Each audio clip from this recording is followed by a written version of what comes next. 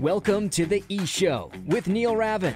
Founded in 2013, the EHL has become the college placement leader on the East Coast. Sit back and learn more about the next step in your junior hockey career. Welcome to the E-Show, presented by the Penalty Box Foundation.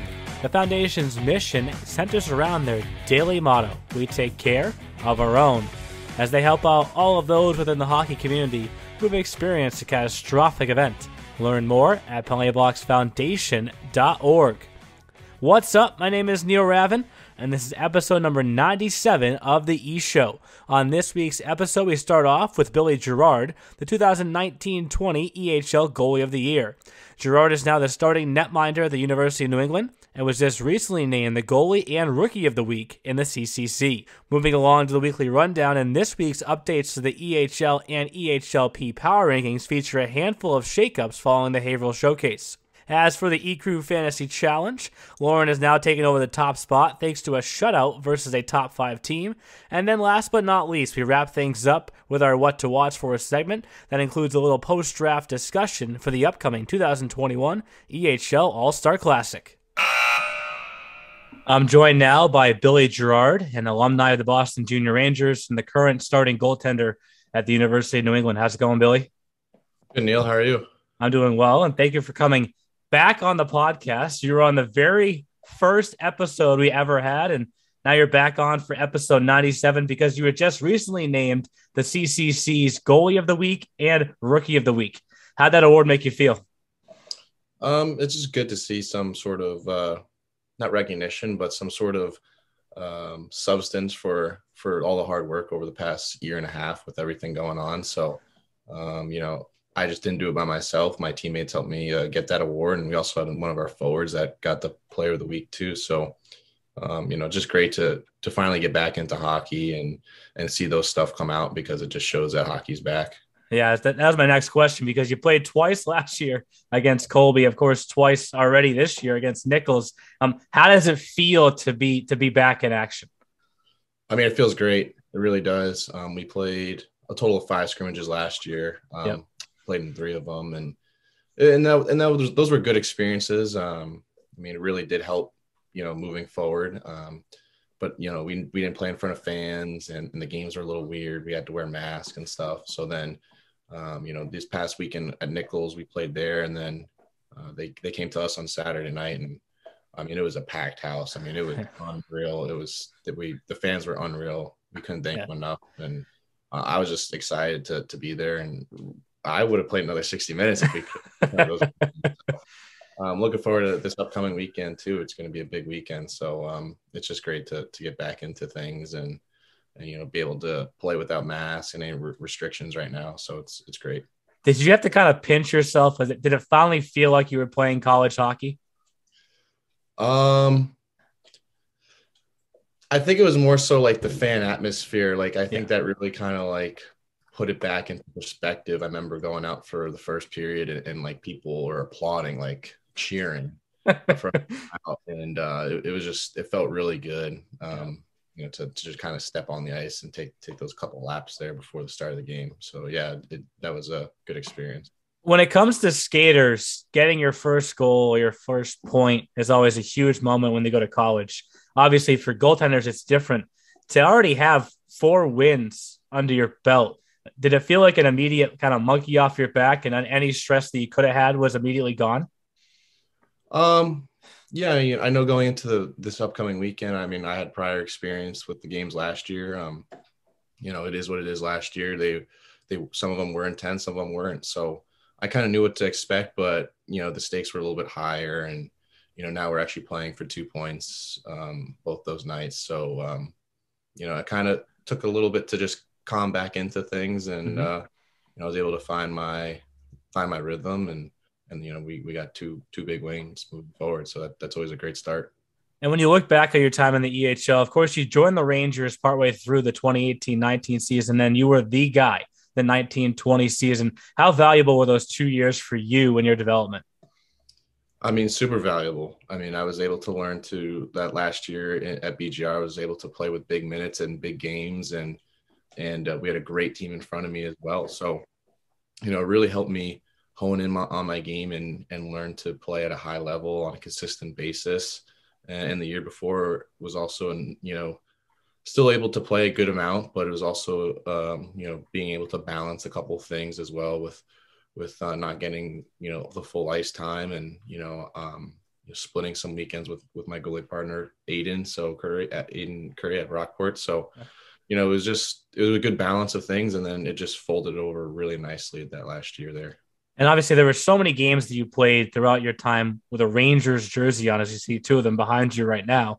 But there were also the games that you got to play for our all-star team against the colleges. You started against Fitchburg. You played against UMass Boston. How valuable were those two experiences for you while you were still playing in juniors? Those were huge. I mean, I know after that Fitchburg game was a good boost for my confidence. And I remember looking back on that game after that and saying, like, that was a good little stepping stone for me, and really saw like a lot of things I worked on in the summer kind of tie in nicely to those games. So, and that was a great kickstart for the recruiting, leading up to there. That's kind of, UNE kind of talked to me before then, but, that was probably a good platform to showcase myself for them as well. So, it was a great experience, and not everyone can be a part of it, but it's definitely something super unique that I don't think a lot of junior teams or junior leagues do. So that's great. Yeah. And we bring up UNE, obviously being a kid from Florida. When did a school in Maine come on your radar? They came to me probably very close into the early part. Maybe I remember talking to Coach Ross, who's now at Merrimack now. He came to me when we had the showcase at Rodman Arena. So that was like only probably like a third or fourth game. And then they kind of watched at the showcase, the EHL All-Star Showcase, and then just kind of took off from there. I remember in January kind of picked up. So, I did a couple visits, and then, when I did my overnight, I was like, this is the place. It kind of feels like home with being near the beach too. So kind of like all kind of tied in. And then I just felt really comfortable with the coaching staff here, and the school has been great so far with my major and whatnot. So it's been great. And what is your major, and did that play a factor in you choosing UNE? Yeah, my major is applied exercise science. So I want to do strength conditioning when I'm done with hockey. And yeah, it's a big program here. It's very big, and it's very successful. And so, when looking at the couple schools I was looking at, that was definitely something that was like, okay, well, this just makes even more sense to kind of go here because it's a great program. I'm going to fit in well. And I can see myself moving forward with what I want to do after hockey. Yeah. And looking back on the way that the 2019-20 season ended, which of course was your last year of juniors, a year that you were named the goalie of the year. Obviously, you were unable to play any playoff games because everything that took place. We could maybe laugh back at this now because you're surrounded by a strong core of EHL players. But in particular, there's a couple from the Lumberjacks. And now you have an assistant coach for your team who used to coach from the Lumberjacks. How often is that end of the 2019-20 season discussed? And is there any conversation of the Rangers would have beat Vermont or the other way around? There was last year for sure. When we were moving into the dorms and stuff like that, and the jerseys were getting put up on the walls, there was some conversation about it. Funny you even mention it now because my roommates this year are Descanio and Buffalene, and we actually have Jamie Zanka who's living in the house too. That's awesome. So, and then we got Coach Masso over the summer. So he said a couple Vermont things and BGR things. So we go back and forth here and there, but more so last year than anything. And watching them play in the Frozen Four, that was fun to watch too. We were watching together, so it was exciting. So did you kind of get your own pound your chest moment when the Rangers won the whole thing? A little bit, yeah. It definitely felt good that a lot of the guys that I played with were on that team aging out, and they won it. So, for us age outs that didn't get to play in that tournament and go far, like we definitely felt like we were part of that little run there. So that was definitely something cool and unique. And now as you look ahead this weekend, you guys, as you started to mention earlier, you get the chance to face Endicott, which is the last program that won a CCC title before everything that's taken place. How do you kind of stay in the moment this weekend, knowing how big it will be for yourself? Yeah, no, I mean, it's just another weekend of hockey at the end of the day. They're a good team. They're gonna be skilled, and it's gonna be a hard environment to play in. And yet again, those are the moments you want to play in as a player. So we're really excited to play them. I know they're going to be excited to play us too, and we're neck and neck. We're 2 rankings off from them, so we want to keep moving up the board, and we know it's going to be a good hard test for us, and it's going to be good for us early on in the season. So yeah, we're looking forward to it. And I know I'll be watching. I know your former coach, Rich DiCaprio, will be watching as well. And congrats again for the awards that you just won. And thanks for coming back on the podcast. Thanks for having me again. It's fun being here. Thanks again to Billy Girard coming back on the podcast. He was on the very first episode, which feels like a decade ago. And then on, of course, this episode number 97. But with that, let's bring in the Ecru. And guys, I don't know if I want to label this as a mistake that I made, but nobody noticed what I did with the Stars of the Week. Did you guys notice what I did? Oh, I don't think so. I didn't notice it until afterwards. If you look closely at the players that I selected for the EHL and for the EHLP, there's only 3 organizations covered. It's the Seahawks, the Little Flyers, and the Railers, just in different orders for the EHL and the EHLP. I didn't even notice it. I don't know if it's a mistake. I mean, all 3 organizations had great weekends, though. I was just going to say, Neil, I mean, it's not really a coincidence because they all looked amazing in Haverhill. They all swept the weekend. Lawrence. Yeah, so that's okay. Sometimes that happens. When you're the 3 hottest teams, you're going to get all your players in. I noticed it after I posted it because I tagged the team pages so the articles show up on their team page on the website. So, of course, and the EHL, the forward was from the Seahawks, defenseman from the Little Flyers, goalie from the Railers, and then you move it around, EHLP, forward Little Flyers, defenseman Railers, and goalie Seahawks. But like you guys said, you reassured me that all 6 of these guys earned it. So with that, let's get into the weekly rundown. It's time for the Ecru's Weekly Rundown. The E-Show Weekly Rundown is brought to you by the Junior Hockey Podcast, your home for junior hockey news, knowledge, and nonsense. Check them out at tjhpodcast.com. And I think we're going to start EHL this week. We started P last week. We have the easiest way to start ever. The Railers swept the weekend, won all 3 of their games, and they beat the Rangers. The Railers are the new number 1 team in the EHL. They have to be. Yeah, I think I said that during one of my broadcasts. I was like, well, you just made this easy for the E-Crew. We're bumping you up, and sorry, Rich, we're going to bump you maybe down. Also, with the Railers, I just want to give a quick shout out to the Odessa family. Got to speak with them at the showcase. Big fans of the pod, and they appreciate the work we do. And they do a terrific job over there. It's just a very well-run organization, the EHL and the P team. Yep. We saw how the P team continued to dominate in that showcase too. So they're doing a really good job up there. Well said, Anthony. That was awesome to see Big Mike Odessa there. He had nothing but kind words for all of us, and we thank them. I mean, they put together a great product that makes it really easy for us to have fun like we do and be able to create this great product. So yeah, that's job well done, Anthony. And I'm glad you brought it up, Anthony, because earlier this year you gave me a hard time for my showcase scheduling. Now you have another member of your club in Mike Odessa. So at one point over the weekend, both Railers teams were playing at the same exact time. And he looked at me and goes, "Could you please direct me to the scheduler for these games?" And I'm like, wait, you're looking at him. That's me.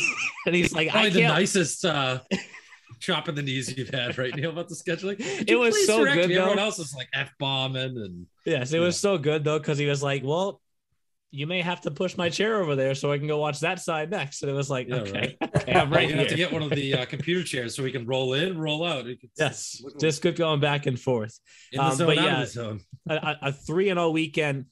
I think what was unique is they won each game in a different way, right? You know, after the Lumberjacks game that they won 5-4, the whole coaching staff is like, we didn't play that well. Okay, but you won still. So like you still won. Like, and then the next day they were like, we didn't play that well yesterday. So we're going to call up our EHLP goalie and we're just going to I have to say blow out Valley because they won 7-1. They probably played their best game of the season. And then they followed up their best game of the season with an even better game against the Rangers, who have been shut out 1 time each in the previous 2 years.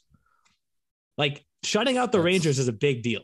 Yeah, very big deal. And like you said, Neil, we previewed that in that Haverhill Bound episode. That was a gauntlet of a schedule. Lumberjacks, Warriors. Can't judge the Warriors by the record. They've lost a lot of tight games. And then the Rangers, and they passed all tests with flying colors. And I had the pleasure of calling that Railers-Warriors game. That was my first game of the showcase. And 7-1. They were fast through all three zones. And LaPierre, I was confused. I looked and I was like, no Culhanek, no Maluski. And then Lauren texted me and was like, oh, LaPierre's the P goalie. He's being called up. Why? Yep. That was a fun one to watch. Right? Like, there's no need to take Culhanek and Maluski's place, but that just shows the depth of the organization. And Xavier LaPierre passed his test too in his first. Plus the fact that you can call him up and the P team still does well because they, like you said, they have that depth, so they have more people that they can fill that spot with because they have Wickens, who was LaPierre's P partner, and he's just absolutely holding it down from back there. So it's good to see that. Yep, I called the P game between the Railers and the 87s, and they're just stacked from top to bottom. Mm-hmm. Where you could put in LaPierre, you could put in Wickens, you could put in any goaltender in there. You could probably put me in there, and I'd still find a way to get a shutout. Are we going to do that at the Newington Showcase, Anthony? Bring the gear? I used to, when I worked for the Titans in the NAHL and also at the 87s, I actually sometimes had my skates and would wheel around. I was more of a forward, but... Okay. Have you ever played goalie before? In street hockey, I have. Never ice. One of my friends growing up made a rink in his backyard every year, and we would alternate who got to be goalie. And just one shot off my face, and I was like, I am never doing this again. This is not fun. Like, this is not fun at all. I caught for 10 years in baseball, which is very different than goaltending. I feel like similar because you got something fast coming flying at you. But yeah, street hockey goaltending is enough to, you take one puck or one ball off a weird area and you're like, yeah, I'm done. Those guys I'm good with this. So, but of course, the Railers, as we said, won all three of their games. Awesome to see. They're only in their third year in the EHL, right? It's crazy. They're only on their third year in the EHL, but they're the new number one ranked team. Yes, the Rangers split their games at the showcase because of that, but I don't know if they can really fall much further than number two. Well, yes, they lost, but they lost to the Railers. I will disagree on that one. Oh, who goes to two? I keep them two. The Abs. Oh, yes. I agree. Wow. I think they played very well this weekend, and Jeff and I actually called one of their games together, which was a lot of fun, and they're pretty solid, so I think they would get bumped up ahead of BGR. I think they did really well this weekend. The Abs picture of me and Lauren to be posted soon. I'll post that today. The Avalanche for the 87s, I know that. I was on the call for that one. And Avalanche over the Rangers, though? I was further away than you were, Anthony, and this play ended up in the top place. That crazy scramble at the end, I came to you and I thought that Mobley got that save. It was Higgins that made that save. Yeah, I called that. I made sure I got that verified too, because I think it was Justin had sent it to me. He's like, you should take a look at this. And I was looking through it and I was like, I couldn't really tell who it was. So I reached out to Thomas Dempsey and I was like, was this you? Because it was a big body. And we're like, that's gotta be that would be something Dempsey would do, because he's a big back on the back end. And we're like, that's gotta be him. And I reached out, he goes, no, that's actually Higgins. He goes, that's Higgins throwing himself out there. And I was like, oh, that's good. He scored twice this weekend too. He was doing it all, huh? Oh yeah. I should have given him defenseman of the week. That save was unbelievable. He looked how are you? He looked like a Secret Service agent protecting the president, just the way he kind of threw himself in front of the puck. I couldn't believe that. I thought the 87s were going to tie that game. Because I remember coming to you and saying, what a crazy sequence. And you're like, no, go watch it again. And yeah, it's in the top plays. Higgins did make that save. It sounds like I'm getting outnumbered here. And the three of you want the Avalanche at 2, which... I was saying Rangers, Neil, but I'm okay. You're saying Rangers too? Yeah, I guess we got to go to our fifth voice again. Wizard of Oz, Justin Sin, reveal yourself in the curtain, please, sir. I vote Avalanche. Okay, so I don't think we have to talk too much about 3 then. If the Avs are 2, the Rangers have to be 3. We can't kick them down much further than that. Oh my God. Lauren wants to kick them out of the top 5. I'm going to be disagreeing with you a little bit this morning. Why? They lost 1 game. Lauren, I think we got Rich DiCaprio on the line. Yeah, but I think you're forgetting about a certain team that you guys all love to forget about. The PLF boys, the Little Flyers. They didn't do enough. They played solidly this weekend. They swept the weekend as well. And I feel like they're getting a little bit discounted here. They're in the power rankings. I understand that, but to put them below a team that split the weekend and they swept the weekend, I don't think that makes sense. But they're still 14-3, and they had a 9-game winning streak, and they lost one in all game. Sorts of fashion. They've had shutouts. They still have two of the better goalies in the league. I still think we're sleeping on the Little Flyers. I think even when the Little Flyers do take a loss, it's not that bad of a loss, and I think they're totally getting discredited, and I think they deserve to be higher than BGR. I don't think BGR is going to fall lower than 4, but I don't think they deserve 3 for splitting the weekend. Hence why Lauren's wearing her PLF beanie today. Wearing the beanie. She's supporting the crew. They did look very good. I had the pleasure of calling a couple of their games. They look fast. They do look like they've turned the corner. Plus, having to addition and Chris Blango. Yes, they picked up Chris Blango and Adam Beauvais. So that's like 2 new faces. And the fact that they just seamlessly added them in, and Beauvais had some beautiful goals this weekend. Blango was just flying off this weekend. Overtime winner was gross. He just streaked down the left wing. He took a shot in stride, top right corner. It was a snipe and a half. And I almost thought, I guess I picked him the wrong day for an interview, because he got a good goal the first day, but then the second day he got like a couple assists. He got the OT winner. I was like, Blanco, why? I'm like, I guess I picked the wrong day for you, but I guess at the same time my interview was good luck, because he went and just absolutely killed it the next day. Like, the Flyers, I think, are getting super slept on this season, and I don't think the BGR deserves to be above them. If they split the weekend and the Little Flyers absolutely swept and just ran away with their games. They beat the Wizards like 6-3. I think it was 6 or 7-3. It was 6-3. That's ridiculous. Also, just to support Lauren's point, the Flyers have won 5 of their last 6 games, and only one of those wins came within that South Division. So if you want to argue that the South Division isn't great, fine, that's your prerogative. But they've been beating teams from around the league, not just the South Division. So I do think Lauren's got a point. The Flyers do have a case to move up in the power rankings. My God, Jeff. Are they both below you again also on the screen? No, Lauren's in my right corner, Anthony's in my bottom left corner. Okay, because last week they were going like this, like side to side at each other. Now they're going up, like at me. They're going up top at attacking us here. Yeah, the 2 rookies have their own agenda. They're coming at the 2 veterans on the podcast. You're going to kick the Rangers all the way down from 1 to 4 because they lost 1 game to the Railers. Like, the Railers are a really good team. I can't approve of that. So they should stay at 3 then. No, they split the weekend, and the Little Flyers didn't lose a single game. I think they deserve to get moved up for that. I do not. They're still coming, but Anthony agrees with Lauren, right? The Wizard. Justin. So we're going to the fifth voice again, I guess. Justin. Wow. Second. I also agree. Flyers up to 3, Rangers down to 4. Jeff, we are getting buried on this podcast right now. Where's that door? Don't even hold it. Dropping knowledge on you this morning. I came prepared again. You usually hold the door for me when I'm leaving. Well, come on, buddy. Let's go. Let's go out together. So let's keep the trend going. That I guess I shouldn't assume that we're going to bump the Rangers to 4. Should we have a vote to kick them out?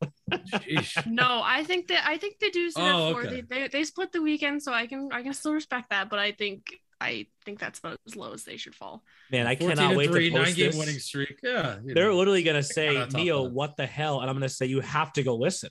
Yeah, like you have to go listen. Rich is gonna be very irate. We have, you know what? The whole point of the power rankings is to motivate, right? For a team that won the whole thing last year, we are just adding motivation. That's all we're doing right now. Not a great idea, folks, but hey, you know what? Is Rich gonna go into the locker room and he's gonna say the media is trash talking us? They don't believe in us, and we got to prove everyone wrong. He's gonna print it out. We're bulletin board material now. That's right. He could. So to recap so far. Because what also is going to bug the Rangers is the Avalanche jump them. That's also going to bug them here. They're going to see Chris's big face smiling, go, "Hey, Rich, how are you?"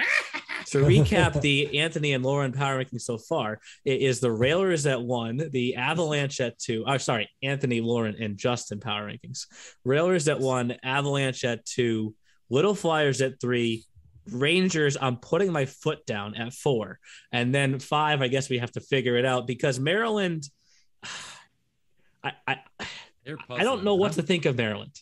I don't either. Because they come and they win the first game, and then they get shut out by the Lumberjacks 5-0. Where did that game come from? I did that game too, and I was just like, not great. If you want to get off our episode segment of Who's Who.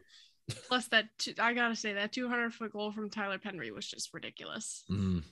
Lumberjacks are looking good. They had talk about a gauntlet of a schedule. Gary Gill and the boys haven't slept in their own bed in weeks. What was that, 5 games in 7 days? And then they went down to go home for 3 at Leddy. Yeah, they played last week. They beat the Wizards on Tuesday, the Seahawks on Wednesday, lost the Avalanche on Thursday, lost to the Railers on Saturday, beat Maryland, shut out Maryland 5-0 on Sunday.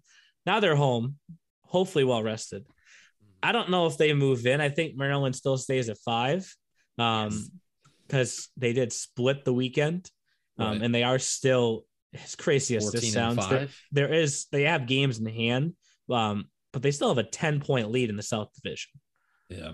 Like, that's a lot. That is a pretty, I mean, look at the leads, honestly, up and down the league at each division right now. Avalanche have an 8-point lead. Rangers have a 6-point lead. Railers, of course, have an 11-point lead. And then Maryland has a 10-point lead. When the game's in hand, all play themselves out. Maybe things get a little bit tighter. But the 4 teams in first place right now are in first place and pretty secure in those spots. I think Maryland does have to stay at 5. And then we get to our favorite segment, receiving votes. Oh, man. This one's fun. Who is receiving votes this week? And you could go anywhere with this. Yeah, right? You really could. There's teams that are turning around. I wouldn't necessarily say receiving votes, but almost like a team to watch, putting this a little bit ahead of our later segment. I think I would say still keep an eye on the Chiefs, because honestly, watching them this weekend, yes, they did take a pair of losses, but if you really look at those losses, they weren't that bad. They were really tight losses. They went into like overtime or shootouts every time. So like, to me, that's not a terrible loss. So I think they should not be hanging their heads after this weekend. They lost in overtime to the Seahawks, and they lost in a fire alarm shootout to the Spartans. That was fun. Listen, poor Justin Harshaw's in the middle of his shot, and all was it the first fire alarm or the second fire alarm? I heard it went off twice. That's right. It was Whitman. You're right, Lauren. Yeah, that's right. Whitman was like going down. They was like, "Oh, okay." Yeah. So the fire alarm went off on back-to-back days. Yeah. The first day, the puck hit it. Like, I can't make this up. I heard the puck hit the roof behind me, and then hit the wall, and then hit something else, and then a second later, like, starts blaring. And I looked down, and the handle is pointed down. Like, how the puck could hit in that exact spot and knock the handle down is just beyond me. And you did an awesome job of being Lauren Smith, the ringside reporter. You texted all of us because I was on the air, and I'm like, "What is going on?" Yes. And Neil goes, "I just saw it. A player hit the fire alarm. Sources confirmed." I am the source. I'm standing right here. The second day, it was not me ordering popcorn, even though I had plenty of popcorn after the Sunday night. Ryan brought a bowl up for me to have after the night was over. That was like, it must have been 4 gallons. Like, it was huge. My head is huge, and it was like 3 times the size of my head. My mouth on Monday morning, I was like, I need water. Like, now. It was like that SpongeBob episode. Yes. Give me that BioSteel, baby. Hydrate. But someone burnt the popcorn, and it was right when Whitman actually collected the puck. And literally. Jeff, I have to politely, in a fun way, call you out. Mm-hmm. Please do. Did you almost miss the shootout? Yep, because it was a little confusing, Neil. I mean, if we go back to the elementary school days, right? Fire alarm means exit the building. Like, half the people were out of the building, half the people were still in. It was legitimately smoky because I walked out and I was like, "Oh my God, it stinks in here." Like, I'm gonna go get a breath of fresh air for a second. And then I saw the fire department come in, and they looked like they were doing it, and they came in quick. And then I was like, "Oh, okay." And then did you hear what they were saying in the lobby? They were trying to find like which detector like went off, and they couldn't find it. And then all of a sudden this guy yells, I don't even know where he was. He's like, "Found it." And then they go and turn it off. And obviously we got back on with the shootout. God, I don't want to hear any more fire alarms so many times soon. Yeah, I'm done. That was honestly, that was one of my favorite interview quotes. I interviewed Ty Franchi after that game because I was like, this kid was standing on his head during that game. And I was like, what was going through your head during that shootout? And he hits me with, well, the fire alarm was for the first 5 minutes. And I was like, yeah, you're right. Yeah, they always talk about freezing the kicker in football. Well, I guess fire alarms in hockey is the way to freeze goaltenders and players. And I had one at Bentley Arena last week too. That was that was a hat trick. Fire alarms and you take a shot. It's that simple, Jeff. No bonus points needed for that hat trick. That is a hat trick you do not want of. Oof. So last week we had the Chiefs and Lumberjacks receiving votes. I think we just wash it out and just stick with our 5 and add more motivation to whoever wants to find their way in next week. Yeah, I kind of agree. I don't know if I see what you're saying, Lauren, about the Chiefs, but I just don't know if anyone truly deserves to receive votes this week. I'd be fine with doing nobody. So to recap, I feel pretty confident about our rankings as well, because this comes from a good friend of ours, Trevor Blackburn, showing me the National Junior Tier 3 rankings. Most of the teams that we have selected in our power rankings are listed in this rankings. We have the Avs, the Railers, Rangers, and the Lumberjacks all in this tier 3 ranking. So that's pretty exciting. And I feel like that speaks well to both our league and our knowledge so far in these rankings. Yeah. And I thought that you were about to say there, I feel confident about the rankings because myself, Anthony, and Justin just made them, but next level hockey. Sorry. Thank you for your sponsorship. It's now brought to you by Lauren and Anthony and Justin. He had just dropping some knowledge on you today. He had the deciding vote on 2 of these. So he did. Clicking over to the P, I don't know when the last time the Railers haven't been number 1 in the P, but obviously they're number 1 in both now. And I'm trying to find new things to say about this team. And the first thing I have to say is, like, how dare you end your shutout streak and give up a goal? How dare you do that? Because we wanted that to continue because it's been fun. But Connor Weiskerger of the New Jersey Renegades, baby. Yes. They've won 5 straight games. What is up? They've won 5 straight games, guys, and they've outscored their opponents 26-2 in that time. Is that good? Yeah, that's pretty good. Still only single digits in goals, though. Right. They're only at 9. They're pushing double digits. Watch out. If they can make it over. If they can make it another week, that would be insane. Stupid. Without hitting double-digit goals against, that would be absolutely insane. I just take solace in the fact that more than 20% of the goals they've given up have come against teams in New Jersey. And the Railers are outscoring their opponents 11-2. So yeah. So the Railers stay at number 1. Obviously, it's funny the games in hand still have to play themselves out because they're not quote unquote in first place, but they are. You know what I mean? Like when the games play themselves out, they're gonna be there. But this Seahawks team, I was just gonna say, give it up for them. Like, this team is awesome. Like they swept the weekend just like their EHL team did. They have this 05 netminder, Kevin Wright, who got the goalie of the week, who got to play. Anybody loves him. Who got to play Sunday, couldn't play Monday because he was in school, right? So, you have to remember to that his parents sometimes. Coming up to pick him up and bring him back to school. It's job well done. School is important, athletes. You gotta, a lot of these good, you want to go to an SCAC school? Be good at school. I mean, you need it. You want to go to Tufts? You want to be a jumbo? Be good. And I was spending a lot of time talking to Bill about Kevin Wright, and I don't want to get too far ahead of myself, but he is starting to take on the same look of a former goalie in this league in that division, EHLP, named Graham Burke, who played for the Little Flyers in 2018-19, literally almost carried them to the championship, right? He got them into the championship game. They lost to the Wolves there. He never played in the EHL, but now he's the starting goalie for the Lone Star Brahmas in the NAHL, right? Mm-hmm. Kevin Wright could go on that same path. He would 100% could.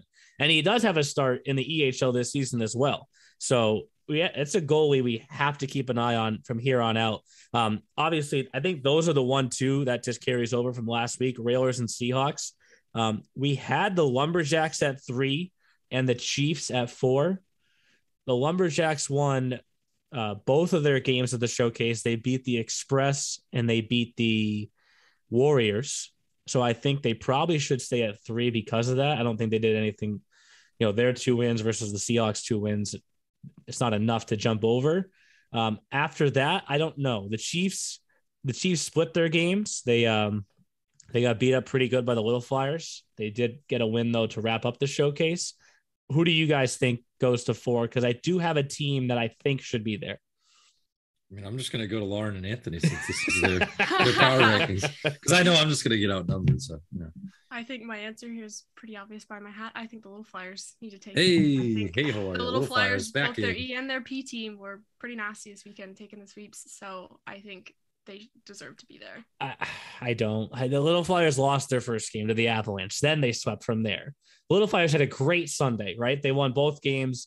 Johnny Lee, I think, had like 6 points just on Sunday, which is what powered him to forward of the week. I think the Rangers have to be at 4. They've won 4 straight games. They beat the Warriors in the very first game of the showcase. They're 10-6 now. They're 7-3 in their last 10. So that's powered themselves back over 500. I think they have to be 4. So it's basically the East Division. Almost the East Division. Beast of the East, baby. Although Walpole's also a good team. And Walpole's been in the power rankings this year. I just think it was almost a perfect weekend for the Little Flyers. If they had beat the Avalanche, then maybe. But yes, my showcase scheduling to go on the bus and come all the way up, and that's the first game that you get. It's not easy. But I just think that the Rangers sweeping their weekend completely and having won 4 straight, I think they have to be number 4. I'm fine with that. I don't know. Receiving I'm votes can be PLF. I'm still holding on my Little Flyers. I think they look good. Anthony, are you on Lauren's side on this one, or are you on my side with Jeff? Quad. I don't know. I mean, the right now the Little Flyers P team is 8-10-0. So they 8-10-0. So they don't have the best record as opposed to a team like the Boston Junior Rangers, but it's kind of like what I said about, I think it was the Little Flyers EHL team, where they can beat teams like in different divisions, where they don't just rely on feasting on South teams like the 87s or the Renegades. That's a tough one for me. I mean, I think I do lean in favor of the Boston Junior Rangers. I think that, they're just a really well-built team, and the record kind of speaks for itself there. So we'll go Rangers 4 and then Little Flyers receiving votes. And that gets us over to fantasy, where I got a little bit too high on myself last week. Oopsies. It's time for the Ecru Fantasy Challenge. And the Ecru Fantasy Challenge is presented by BioSteel, the sports drink of the EHL. Use the promo code ESHOW, that's ESHOW, for 25% off when you check out at biosteel.com. I did not have a hat trick. It's you with the gas this week, not me, Neil. I did not have a hat trick this week. But I have to say, I did pick last back-to-back weeks, okay? Mm-hmm. To pick last 3 weeks in a row would have been very hard. Mm-hmm. Because... Oh, no. What? So hard. Oh, my God. Yeah, I got a box of tissues for you. You need some tears? I got you. Jake DiNapoli got me an assist. Corey Papauser got me 2 assists. Holbrook did not get a game in net, and then Rossi got me an assist. So I felt good about my lineup going in, but the 9 fantasy points set me up to pick first this week, which I'll get over it because hopefully I pick last again next week. Good to see you from the top, Neil. Can't use my line. I just did. Second time. So my fantasy picks for the week. We had our draft for the All-Star Classic. Of course, the first 2 rounds we focused on goalies to make sure everyone got that out of the way. And then I kind of just took over for my team with Josh Fusco and Terry Watt. I said, this is going to be our first pick because this kid has been dynamite.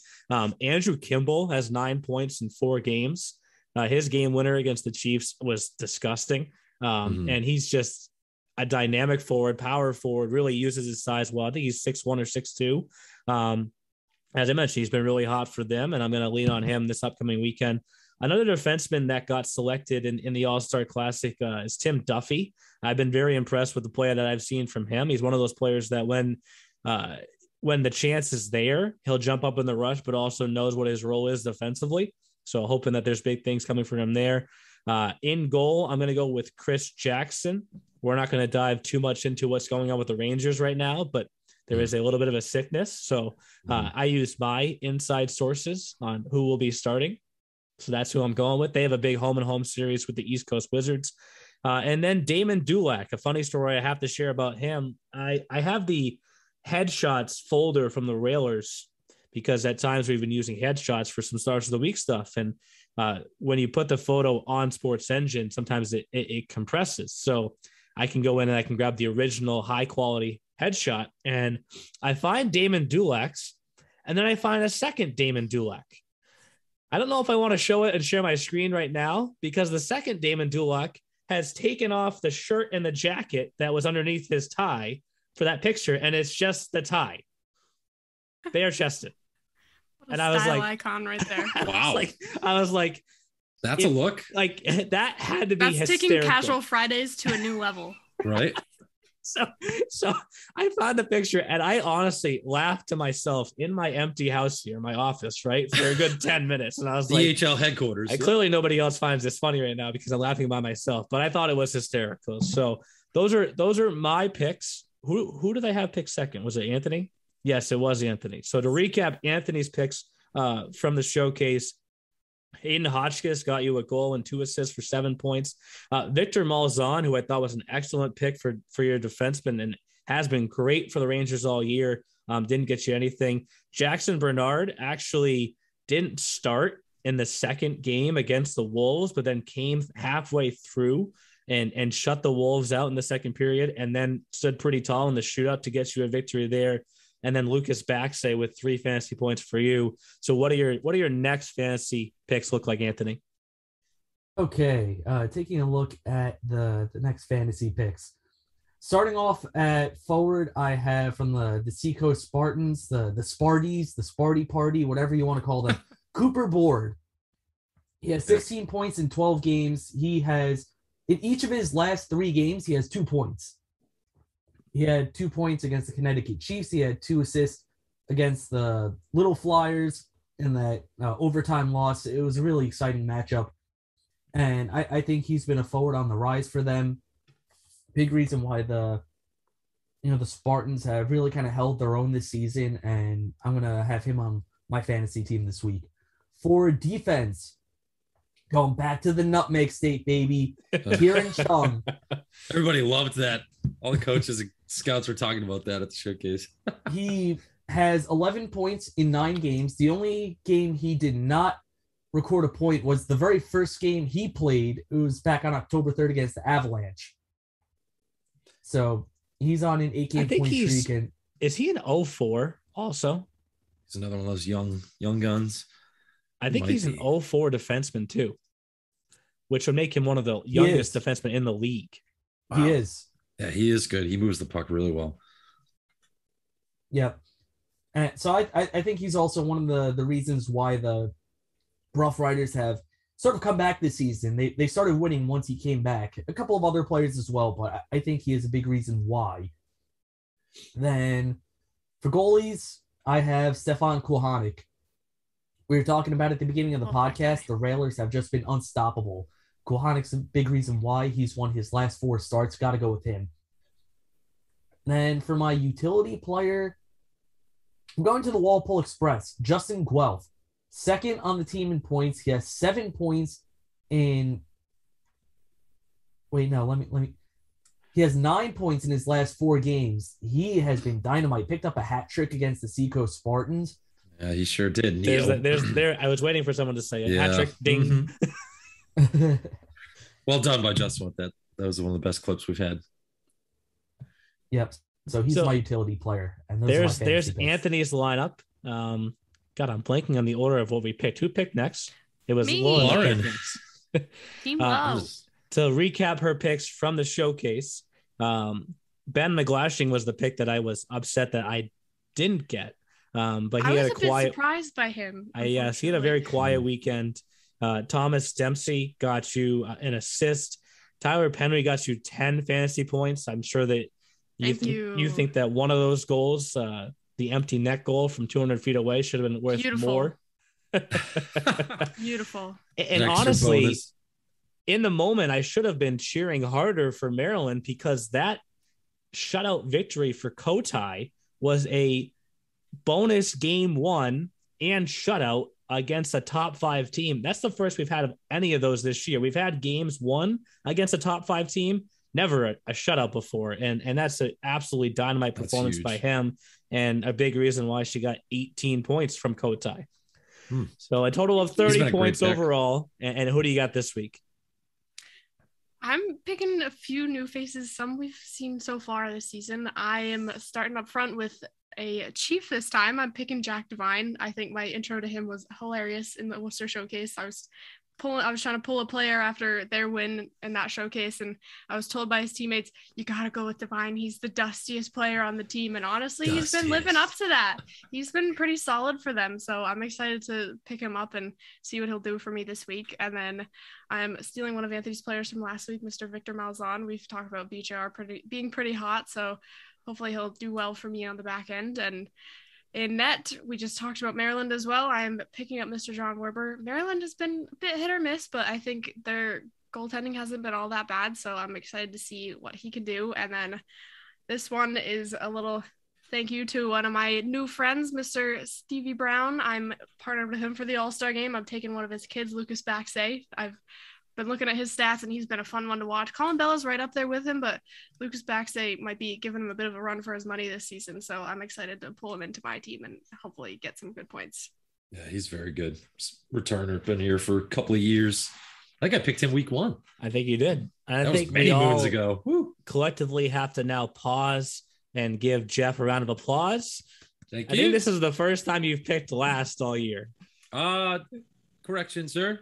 Second. Okay. I had that 51 point. Oh, this is true. You had the mega week. I'd have to take that back. That's actually the highest point total of anyone in 1 week. Yes. I'm still jealous of one of your picks from last week. I was so mad when you picked him. So Tersoni got you 5 points. Metler actually said to you, I got you all those points last week. I'm not going to get you anything this week. Gym guy. I know. I always get likes from him on Instagram. Love you, Jimmy Metler. But what the heck, man? And then, just 17.4 from Ronan Mobley and 13 from Egan Schmidt, which we had said to you, Jeff, you kind of were going chalk, and the chalk paid itself off because that's what I needed. You won the week, and honestly, we'll get to the overall fantasy standings in a second, but things are a lot tighter now. So who are your picks for this week?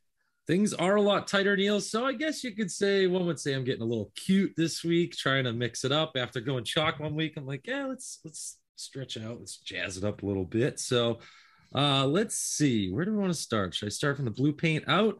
Yeah, why not? We're going with Justin Squitieri's Red Train. Choo choo.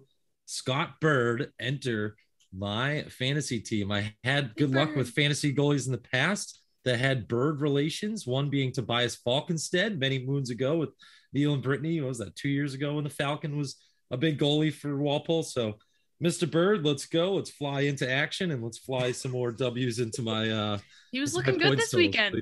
He was. And I mean, he helped credit to him to too. Win. Credit to him, right? I mean, Jack Boschert has been excellent. He's part of our All-Star series coming up, and Bird is making him sweat a little bit. I mean, I know a lot of goalies, they're competitors, but they're usually friends too. And I'm sure that's the case as Bird coming over from the Charlotte Rush, and he's looked good. 241 goals against, a .933 save percentage in 3 games for Coach Holmstrom. So let's hope that Scott Bird, I think they're playing 3 games this week, so I'm hoping maybe he can get the 2. Boschert gets 1. We'll see what happens there. On D, because I said I'm going to go from back end out, we're going to go somewhat simple here. It's not as cute. Ryan Bro, who has 3 goals, 12 assists for Terry Watt. And again, I do apologize to one Terry Watt for jarring him for his big board. He quickly told me the next day that is his matchup board, and the boys left his regular sized whiteboard in the locker room for him. So Terry, again, love you, buddy. I apologize for jarring at you. That was the fans doing that, but Ryan Bro's coming on down and going to play some D for me this week. So let's hoping for big things from him. And then I'm going with 2 Boston Junior Rangers, both outside the box, both players that Justin Squitieri said, who are they? But Jack Schlifke, some people may forget, was on the championship team last year. Another guy that just came over from the New Jersey Rockets, already has 3 points in 4 games, has a goal and 2 assists. He's a big kid, 6'4", 210 pounds, plays heavy, likes to camp out in front of the net. So I'm hoping he can get a couple of power play goals or assists. And then the other unknown Boston Junior Ranger would be Mr. Wilhelm Nilsson. And I actually saw Nilsson, what was that? Trying to remember all the different games. Yeah, he had an assist against ProTech, but he had a hat trick. So we're hoping for some hat trick points against Valley on Halloween. 3 goals and an assist for him. He's already up to 12 points in 17 games. 5 of those being power play points, 2 goals on the power play, 3 helpers on the power play. So those are my picks this week. 2 Rangers, 1 Duck, 1 Red Train Express, and let's go. Overall points, Lauren is now looking down on us from the top with 196.8. I have 193.2, Anthony 189.2, and Jeff 179.2. So you have to feel better about where you're at now, Jeff, starting to kind of close that gap a little bit. And you said a name in there that's very interesting because of the call I got yesterday from Terry Watt with regards to the All-Star Classic, which I want to touch on now and the what to watch for. Before we wrap things up, here's what to watch for this week in the E-Show. What to watch for is presented by Hockey TV, the official streaming platform for your EHL and EHLP action through the 2021-2022 season. So Ryan Bro came to the college series against Curry and UMass Boston and was probably our best defenseman. He actually is the one that had that long stretch pass to Farrell Din against Curry that led to a goal. Awesome kid. I had even more respect for him after he talked to Terry and said, hey, coach, like I am pretty much committed. I'm not going to drop the school here because he's got 2 choices that all of his financial information's come through and now he has to just pick one. He's like, so him. I already have my choice. It's one of those 2 schools. So this event would be more beneficial for one of my teammates to go to than me because I'm already committed. And Terry called me up and was like, do you have a problem with that? No, I'd rather have a kid get that chance to showcase himself. Whoever picked Ryan Bro on their team, I'm sorry, you just lost your defenseman because someone else is going to be coming in. But when Terry made that phone call, I was like, that's awesome. Like the kid gets it, right? Because that's why we're here. We're here to help these kids get to the next level. And he's basically saying like, I'm there. Like I already have my decision. So why not one of my teammates that's in the same position as me as an AHL, like gets the chance to make that same decision. So I don't know who his replacement will be yet, but I thought that was awesome. Yeah. And actually it was a weekend of selfless moves for guys all across the EHL. That happened with Kimball, the guy you picked, Neil, was going down, cruising down the ice with the empty net. And he decided, here you go, Austin Pick. He was going for the hat trick. And then no one picked him last week. That would have been crazy, right? For going for the hat trick. And then, oh no, I'm just going to pass it and not get the hattie. But he said that his boy is Austin Pick and wanted to pick him up and give him a goal. So selfless acts all around the EHL, and you love to see it. He was like, you know what? I know Neil's going to pick me next week, so I'm going to save that goal for next week. It's exactly what he was saying to himself, actually. Oh, okay. So did he say that to you, Lauren, in the interview? I forget. Next time. So this past Tuesday night, we had our All-Star draft. With the 8 coaches that will be participating in the event. So just to recap, we paired each of us up with somebody. So for the North coaches, who are Tim Kuhns and Brett Schreider, it's Anthony with them, and that was Team Gray. For the East coaches, which is Corey Felitti and Ryan McGrath, that's Team Blue with Jeff. We all know Jeff is a big East Division guy. And then for the Central Division coaches, Sean Bertoni and Stephen Brown, that was Lauren helping them with the draft. That's Team Red. And then for the South coaches, Josh Fusco and Terry Watt, that was me helping out Team White. The draft was awesome. I thought it went better than I thought it would have. It was highly entertaining at moments, right? I think those guys had a good time throughout, and it's going to be interesting to see how this event plays out, because I'll get your opinions too, but I think all 4 teams are pretty even. Would you have to agree? Yeah. I mean, I actually didn't really get a huge chance to, I know you sent over the email. I was just busy yesterday when you sent over the roster, but I will honestly say I haven't really gotten a chance to look at everybody's team yet. But it felt like each of us, 68 All-Stars. So, I mean, how you're picking from the best, right? So that's what we were joking about the other night is None of these guys stink, guys. They're picked for a reason. So, and it felt like really each team had players tabbed that got selected before they got to them, right? So to me, that would say that then the balance is there, right? There, and the research was there also. I have to make one comment. Team Red is still on the clock. Hey, you know what? I'm crediting that to Steve Brown. He did some serious research, and I had called him ahead of time before this, before the Zoom call, and we were chatting, and he was filling me in and sending me over what his notes and stuff, and he was going at it, but he was taking our insight as well. I had a bit of a celebrity guest helper with us. We had Miss Mari Murby helping us out, and he was taking our advice. We actually changed his mind on one of the players. He had him ranked a little lower than we thought he should be. And then when I filled him in on a little bit of stats that I don't think he really picked up on right away, he was like, oh, okay. He's like, maybe we'll give him a look. And then when it came down to it, he's like, all right, we'll take him. He looks pretty good. And I was like, exactly. I'm like, I know my stuff. So he was on that call with you guys the whole time? Because he was on his AirPods. I don't think he said like one word to us on that Zoom. He was locked in. They were on the phone the whole time. Yeah, and Steve didn't say it. I was like, "Oh, all right, they're insider. All right, the Lauren was Lawrence." He made the joke that he was Rain Man over there with all his stats that he had going on. No shock. That's Brownie to a T. I'm sharing my screen right now that has all the results of the draft, which it just happened that that Team Red, Lauren, Stephen Brown, Sean Bertoni, and Mari helping out, picked all 4 Lumberjacks. So heavy Lumbies, and they know they have a little red in their sweaters. They're gonna be like, oh, look at this. Justin has typed into this Google sheet the Vermont Lumber Lawrence. I'm okay with it. That goes pretty well, actually. A good roll to it. I was sleeping. Lumber Lawrence cleared the zone. Yeah, I was sleeping on this last night, trying to figure out the structure on how we want the points to come from this event.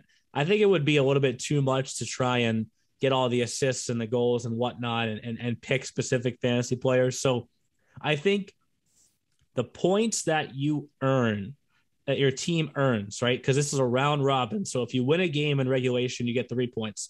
If you win a game in overtime or a shootout, you get 2 points. If you lose a game in overtime or a shootout, you get 1 point.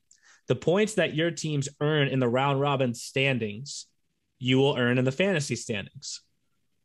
3, 2, or 1 per game, or 0. Sexy enough? Or 0. Well, hold on.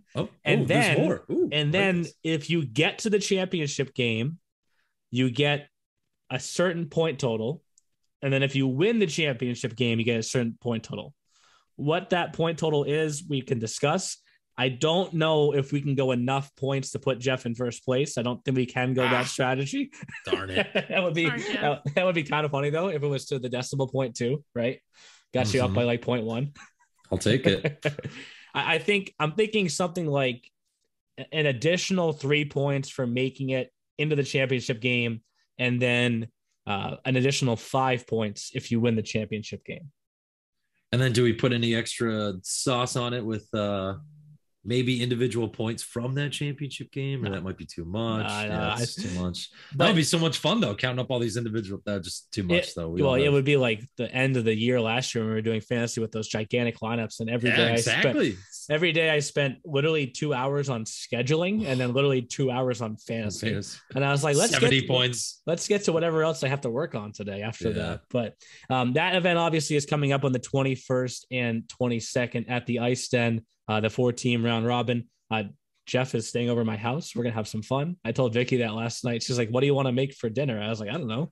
She's like, I want him to feel like a lovely, like a welcomed guest at our home. I was like, Vicky, I love you. I was like, sweet. Okay. But before that, we do have another week full of games in both the EHL and the EHLP. Are there any games that you guys have circled to watch right away this upcoming weekend? Sounds like Lauren does. For me, it's not necessarily a game to watch, it's more a team to watch. The Vermont Lumberjacks will now be under new management. Our lovely friend that we love dearly so much on this podcast and in our fantasy teams, Egan Schmidt, is moving up. So we will miss him very much, but the Lumberjacks will be hopefully in good hands with Brandon Clark. He's their other remaining captain, and so far he's looking like a point per game player. He's got 15 points in 15 games. So I don't think they have too much to worry about. And talking about some of those all-star players we have coming up as well, not to tout my own team, but and players like Gerard and Penry, like they're a pretty solid team. So I don't think the Lumberjacks have too much to worry about. It might be a little different with someone like Egan, who's basically running away with this league, leading the team. It might be a little interesting to see how Clark fares, but I think being a point per game player so far this season, I think they won't have too much to worry about. So that'll be interesting to watch. So I think Lumberjacks are definitely one to keep an eye on. And they play Walpole twice. I was going to say that's funny because that was actually who I was going to say is watch out for the Express. They broke their losing streak and now they're going to go play 3 times this week, 2 against the Lumberjacks. So let's see how they do. Anthony, game to watch. Oh, he stepped away for a second here. He stepped away for a sec. I was looking at a different screen. I came back and I saw his couch. So Jeff and Lauren are both watching the Lumberjacks closely. I guess after being put in my place in the power rankings, I'm going to be watching the Little Flyers versus the 87s tomorrow afternoon. As you should. As I should. Well, the last time they faced each other, it was a 5-1 victory for the Little Flyers, or a team that's really kind of taken off here. And watching the 87s play this past weekend, yeah, the game against the Valley was not as good for them as the game against the Avalanche, but they played really well in the game against the Avalanche, and it felt like they're right there about to kind of have one of those games where they just score 6 or 7 and kind of break through whatever this slump is that they're going through. So because we moved the Little Flyers all the way up to number 3, I will keep a special eye on the Little Flyers and 87s tomorrow afternoon. Anthony, another one tomorrow afternoon, real quick. Sorry, before Anthony goes. Railers are playing the Chiefs, the Chefs, down in Newington. So we've been pumping the Chiefs a little bit. They're not receiving votes this week, but hey, how are you going to do against the Railers? There's a game to show us all. We picked a couple of their players, so we'll have to keep an eye on that game. So watch that game too. And now over to Ant-Man. Let's see. Just to build off Neil's point, yeah, I do agree with him. They looked really good against the Avalanche, and even in that game against the Valley Junior Warriors, what really set them back was just a span of 55 seconds where they gave up 3 goals. Outside those 55 seconds, it wasn't as bad, but they made steps in the right direction in that game against the Avalanche. As for games to watch, obviously I'm going to be keeping an eye on that. Also with the EHL Premier, the 87s and Boston Junior Rangers are going to have a 2-game set down at Jersey Shore Arena. I think that's another one to watch out for. Will you be on the call for both of those? Hopefully. if I start feeling better, I do feel a bit under the weather right now, and I'm sure people can hear that in this podcast without a doubt. I feel you, Anthony. That was me last weekend, buddy. Yeah, Eat those Hall's cough drops. Though, one thing we are all missing in reference to the P, we should start watching out for those P kids that just called up, because the Railers have LaPierre, they just called up a net, and the Warriors called up Mr. Ward. Mac Ward. That man is like, I kid you not, a human cheat code. Justin was referencing him as like the Patrick Kane of our league. He is absolutely a player to watch. I was so excited to see him play on Monday, and he had, I think, 2 assists in that game. He was just looking so filthy. Like, I'm so excited to see what that kid can do. He's absolutely earning his keep for that team, and I can't miss him too. I can't He's got wait that to good see what else blonde he does. lettuce. Blonde lettuce that hangs out of the back of his helmet, flying around. Number 1 player of the week. If you haven't watched it yet, you got to go watch it, because he does have some pretty sweet hands. So that will do it for this week's podcast. Plenty of games coming up this week, a little over a week and a half away from the first ever. It doesn't feel like the first ever, but the first ever EHL All-Star Classic. So enjoy all the games this week, guys. Thanks for listening to The E-Show. Learn more at easternhockeyleague.org and follow us on Facebook, Twitter, Instagram, and YouTube. Also, be sure to subscribe and get notified when next week's podcast is released.